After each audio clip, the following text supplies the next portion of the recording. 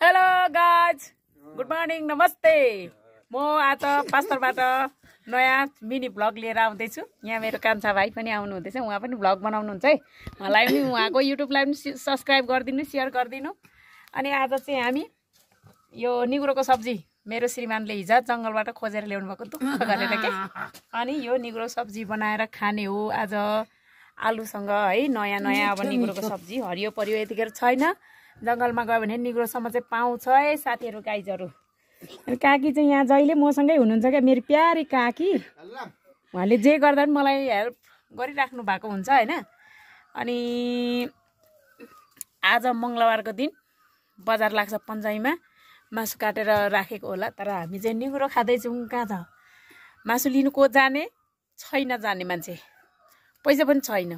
त्यसैले हेल्दी खाना खाने, हरियो सागपात खाने होइन, अर्ग्यानिक खाने, अनि यस्तो ज्यान बनाउने।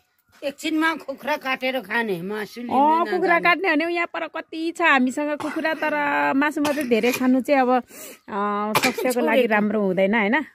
होइन त्यसो भन्नु पनि मिल्दैन, फेरि मासुले पनि त पावर दिन्छ नि त, पावर।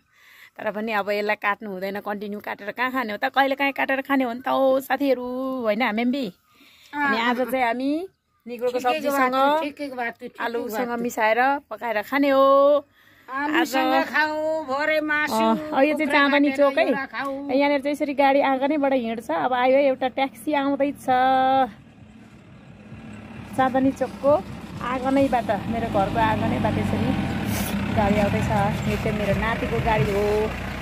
यहाँ चाहिँ बहिनीहरू हुनुहुँदो रहेछ। चिप्लेनी हो, चिप्लेनी हो। धुलो पनि उडा, धुलो धुलो। मेरो नाति यहाँ आउनु हुँदैछ है यहाँ। अब गयो मेरो नाति हो क्या गाडी कुदाउने चाहिँ। साथीहरू मेरो मिनी भ्लगलाई चाहिँ हेरेर मेरो युट्युब च्यानललाई चाहिँ सब्सक्राइब गरिदिनु होला कृपया सबै साथीहरूले होइन। यो भिडियो मात्रै हो, लाइन त अब यस्तै हो। कुलमान घिसिङलाई निकालेपछि अब यो लोड सेटिङ धेरै निस्किन्छ क्या, आउँछ क्या। अब चिन्ता नगर्नु, अब टुकीबत्ती चाहिँ उता पानस बत्ती रेडी गर्दै गर्नु, अब यस्तै हो। अनि आजको मेरो भ्लग चाहिँ सबैजनाले हेरिदिनु होला।